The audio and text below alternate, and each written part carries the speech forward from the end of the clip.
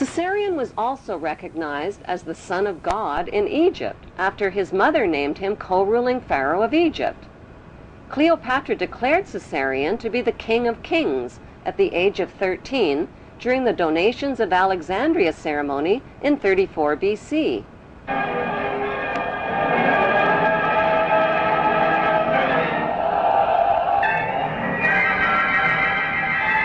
The face of history suddenly changed when Caesarion's father, Julius Caesar, was stabbed to death by his most trusted men.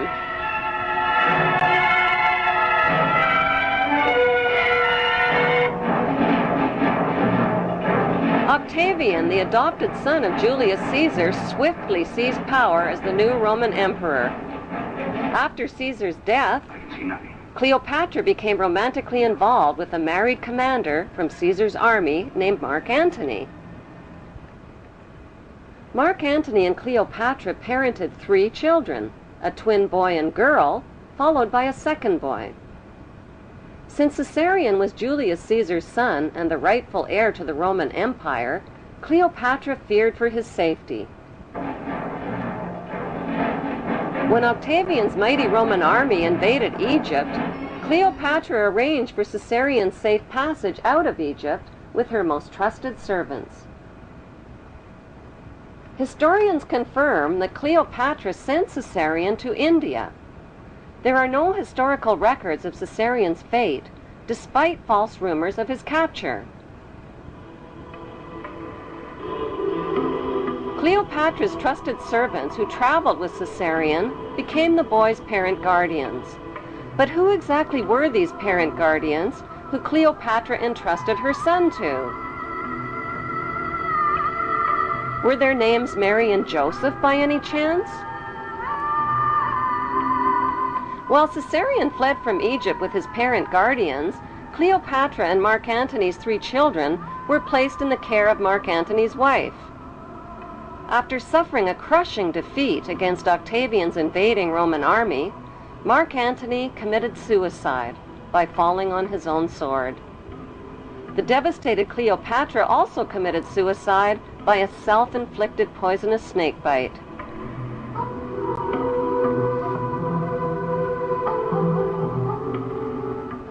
While traveling undercover through Egypt with his parent guardians, Caesarion was forced to hide his identity and change his name.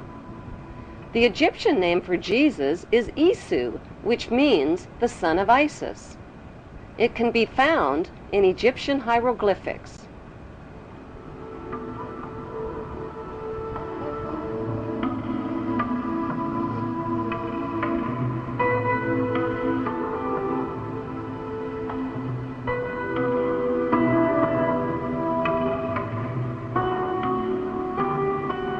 Matthew 2, verses 13 and 14 of the Bible tell a parallel story of the young child Jesus and his mother fleeing into Egypt with Joseph under the cover of night.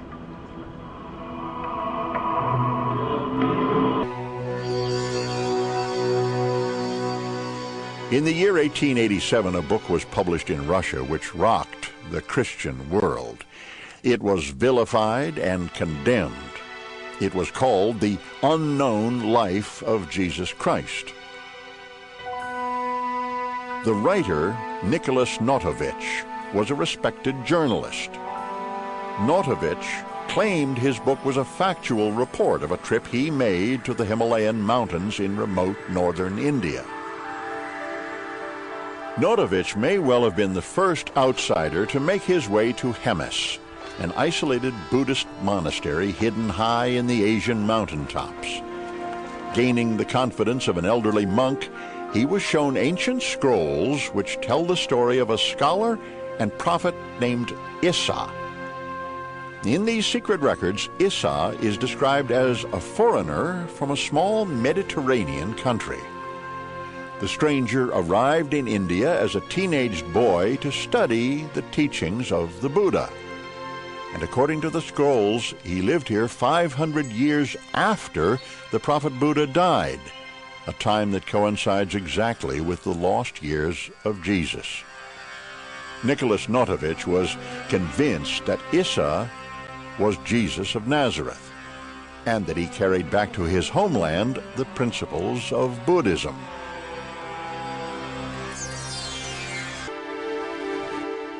Half a century after Notovich was in Hemis in 1902, a Hindu priest sought refuge in the same remote Indian monastery.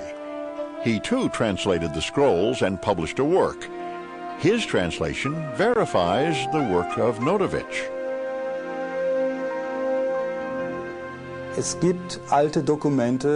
Ancient writings do exist from both Persia as well as India that Jesus did indeed travel to India, but we do not have 100% proof that he was there.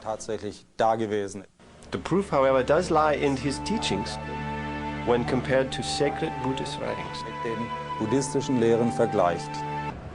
The authenticated ancient scrolls found at the Hemis Monastery near Leh in Kashmir document the life of Saint Isa, leaving home at the age of 13, joining a merchant caravan, traveling the Silk Route, and arriving in India at the age of 14. The Egyptian word for Jesus is Isu, the Greek word is Iesus, and the Arabic word for Jesus is Isa. Isa continued his travels through India and Tibet and the holy cities, where Brahmin priests taught him to read and understand the Vedas. He learned Pali and studied the sacred sutras and how to cure by aid of prayer. He began teaching, performing miracles, and explaining the holy scriptures in monasteries and market bazaars. As an adult, Isa finally left India and Tibet and traveled to Alexandria, Egypt. Why Alexandria? Because that's where Isa, whose previous name was Caesarion, grew up. That's where he last saw his mother, Cleopatra, alive. Isa spent 3 years in Egypt before searching for his younger half-sister and 2 younger half-brothers fathered by Mark Antony. They had inherited land in Syria. Despite false rumors of their early deaths, historians confirm that Caesarion and his 2 half-brothers mysteriously vanished from the historical record. Did they really vanish, or did they just reappear in the biblical record? According to the Bible, 2 of Jesus' 12 disciples were named James and Thomas. The Bible identifies James and Thomas as full brothers. Jesus, on the other hand, is identified as their half-brother. Thomas is not only identified as Jesus' younger half-brother, he is also called Jesus' twin. But how could Thomas possibly be Jesus' younger half-brother and his twin at the same time?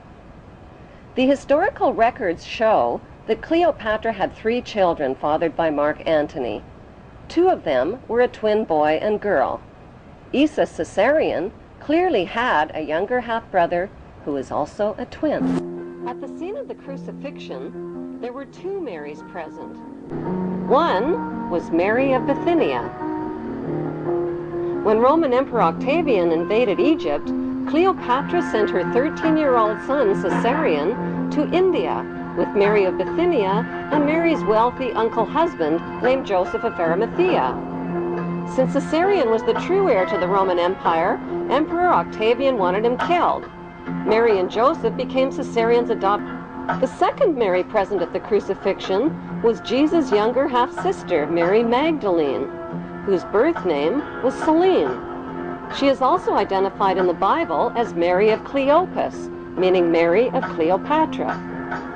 Selene was the orphan daughter of Cleopatra and Mark Antony, who both committed suicide.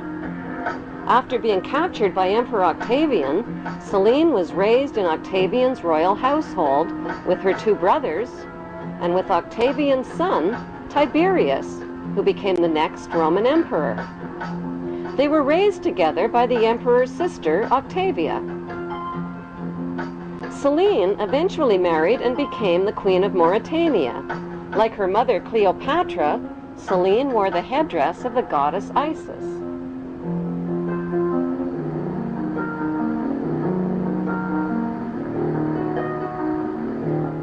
Selene